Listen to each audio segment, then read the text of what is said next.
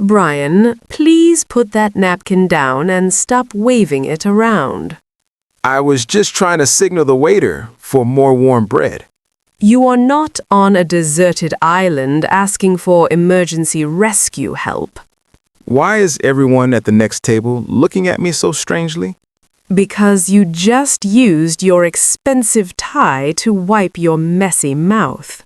Today we are discussing something very important for every international traveler. Are we finally talking about finding the cheapest pizza in beautiful Italy? We are discussing cultural etiquette and dining rules around the entire world. I truly thought eating was exactly the same everywhere you go today. That is a very big and dangerous mistake for tourists to make. You just put delicious food in your mouth and enjoy the flavors. It is actually much more complicated than just chewing and swallowing. I unfortunately found that out the hard way at the restaurant last night. Please tell our listeners what happened at the traditional Japanese restaurant yesterday. I was having a wonderful time until the waiter started whispering quietly. He was whispering because you were breaking several ancient and important cultural rules. I sincerely thought I was being very respectful and polite to everyone. Your personal idea of polite is very different from the strict local customs. I just desperately wanted to fit in and look like a local resident. Instead, you looked like a very confused and extremely noisy foreign tourist. I really need your professional help to understand these complicated social rules immediately. Let us start with the most basic rule of dining etiquette everywhere. Is it about deciding which shiny fork to use for the green salad? That is one part, but it starts before you even sit down. I always arrive early because I'm usually very hungry for dinner. Arriving too early can sometimes be as rude as arriving very late. How can arriving early ever be considered a bad thing? In some cultures, the host needs extra time to finish the final preparations. I just wanted to show that I was incredibly excited for the meal.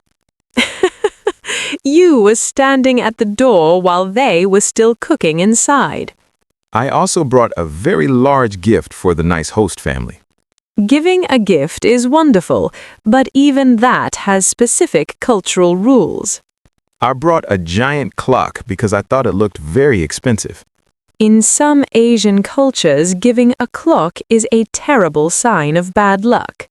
Oh my goodness, I thought I was being incredibly generous and kind. You must research the local traditions before you buy any expensive gifts. My generous gift probably made everyone feel very uncomfortable and incredibly sad. After we sat down, you picked up your wooden chopsticks immediately. I have been practicing with chopsticks in my kitchen for several weeks. Practice does not help if you use them as dangerous weapons, Brian. I was definitely not using them as weapons against the other dinner guests. Never point at people with your chopsticks during a formal dinner party. I was just trying to show you which fish looked absolutely mouth-watering. Some of that comes as distinctly aggressive and extremely rude in many foreign countries. I also used them to drum on the table while waiting patiently. Drumming with chopsticks is what children do, not professional adult men. I honestly thought it was a fun way to show my musical talent. The only thing you showed was a total lack of basic dining manners.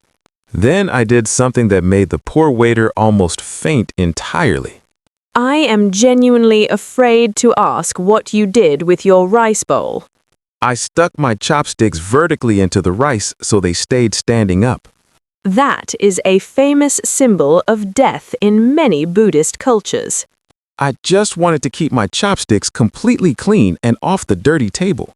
You managed to offend absolutely everyone before the first course even arrived. I felt like I was walking blindly through a very dangerous and scary minefield. Dining is a wonderful performance of respect for the host and the food.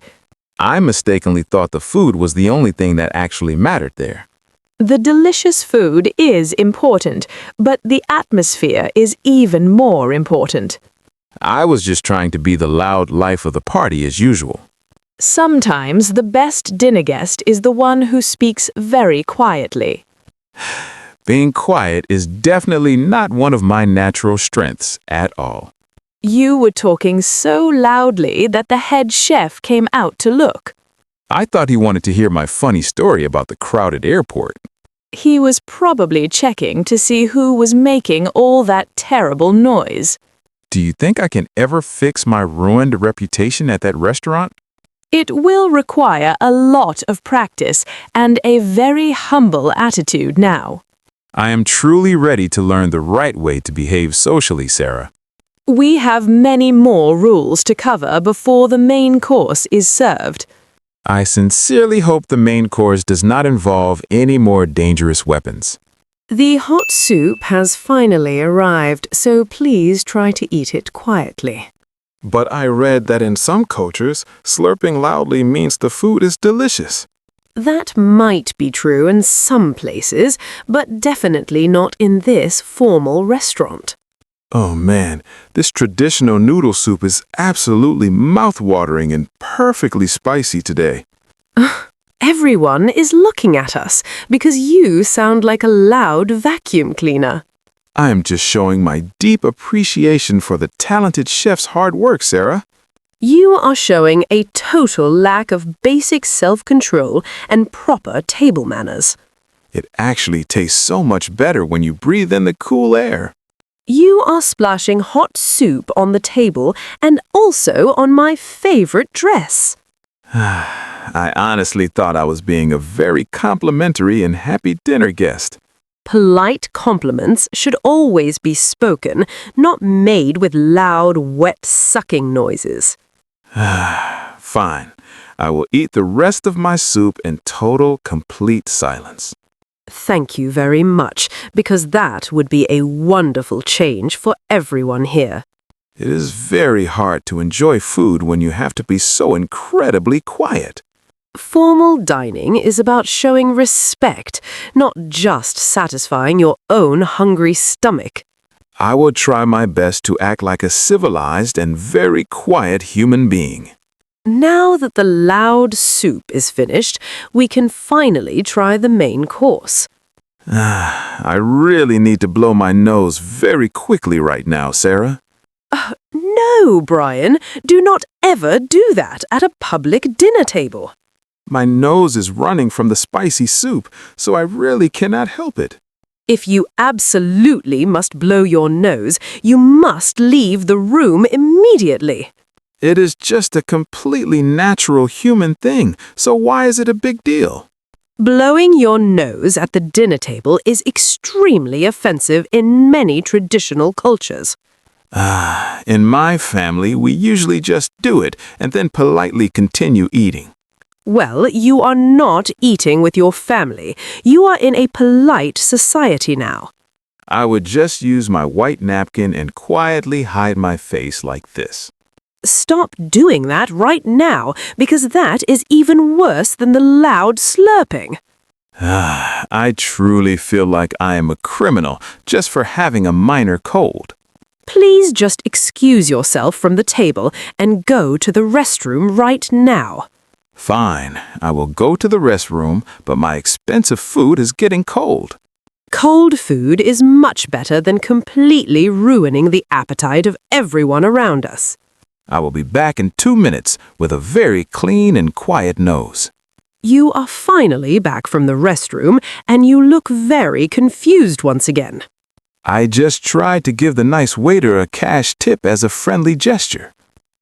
We are currently in a country where tipping is considered a terrible insult. He looked at the paper money, and then he looked extremely angry at me. Because you're basically suggesting that his manager does not pay him enough money. I honestly thought I was being a very generous and wealthy American tourist. In this specific culture, giving excellent service is a profound matter of personal pride. He literally pushed the paper money right back into my open hand. He simply wants your polite respect, not your extra $5 bill, Brian. Tipping culture is incredibly complicated when you travel to completely new international places. You must always check the tipping customs before you enter any foreign restaurant. I was just trying to be super nice and helped a hardworking guy out today. Your generous financial help was actually a very big cultural slap in the face. I think I should probably just keep my cash hidden in my pocket. Keeping your money in your pocket is exactly what you should do here. I will never try to give away my hard-earned money ever again today. Brian, why are you aggressively shaking your head at the poor waiter right now? He just tried to refill my green tea for the 5th time tonight, Sarah. You must leave a little bit of tea in your cup to stop him pouring. But I am extremely thirsty tonight, so I want to drink it all every time. If you completely empty your small cup, it means you are still very thirsty. I thought it simply meant that I really liked the tea and wanted more. No, it is a never-ending cycle of polite and constant tea pouring. My stomach is entirely full of hot tea, and I think I might actually explode. Just leave a tiny polite sip at the very bottom of your cup. All these dining rules are like a secret code that I cannot break. That is exactly why carefully observing others is so incredibly important when you travel. I am usually too busy eating my food to observe what other people are doing. And that lack of observation is exactly why you are in so much trouble tonight. I think I will need a very long nap after this stressful dinner. You can sleep later, but right now we need to prepare for the final bill. I hope paying for the food is much easier than eating it properly. The final bill is coming to the table, so let us see how you handle this. I'll just grab the piece of paper and pay for everyone at the table. Wait, because in this specific social group, that is really not a good idea. Why not, since being the big generous spender is always considered a very good thing? No, it can easily make others feel like they owe you a very big favor. I thought it simply showed everyone that I am a very successful international businessman.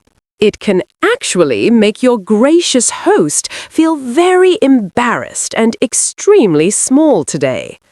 So, do we mathematically split the bill, or what exactly do we do now? In some cultures, the specific person who invites is the only one who actually pays. But I loudly invited everyone to dinner because I really wanted to be nice. Then you should have paid very quietly at the front desk much earlier today. Now, absolutely everyone at the table is loudly arguing about who pays. This is famously called the bill battle, and it is always a very awkward situation. I'm just going to quickly hide in the restroom until it's completely over. That might actually be the only rule that is exactly the same everywhere. Wake me up when the dangerous battle ends and it's time to go home. The bill battle is finally over, and we can leave this restaurant. I am so incredibly sorry for my terrible and noisy behavior today.